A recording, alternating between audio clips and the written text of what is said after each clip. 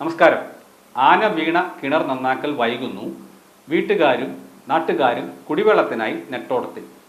കോതമംഗലം കോട്ടപ്പടി പഞ്ചായത്തിലെ മുട്ടത്തുപാറയ്ക്ക് സമീപം പ്ലാച്ചേരിയിൽ കൂലാഞ്ഞി പത്രോസും സമീപത്ത് താമസിക്കുന്ന 12 കുടുംബങ്ങളുമാണ് കോരിച്ചൊരിയുന്ന മഴയത്തും കുടിനീരിനായി പരക്കം പായുന്നത്.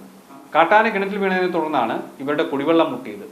കഴിഞ്ഞ ഏപ്രിൽ 11-നാണ് കാട്ടുകുമ്പൻ പത്രോസിന്റെ പുരയിടത്തിലെ കിണറ്റിൽ അകപ്പെട്ടത്. വീടിന് സമീപത്തെ വനപ്രദേശത്തു നിന്നും കാട്ടാനക്കൂട്ടം പുരയിടത്തിലെത്തുന്നത് പതിവായിരുന്നു.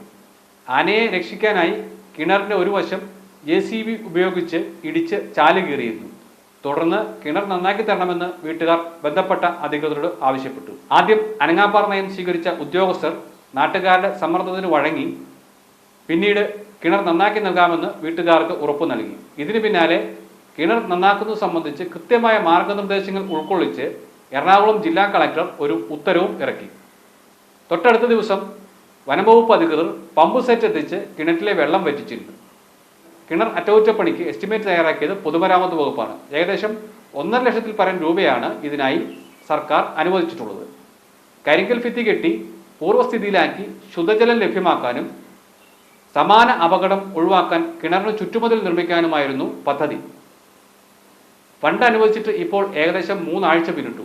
ഈ മാസം 30-ന് മുമ്പ് പണി പൂർത്തീകരിക്കണമെന്നാണ് കളക്ടറുടെ ഉത്തരവിലെ നിർദ്ദേശം.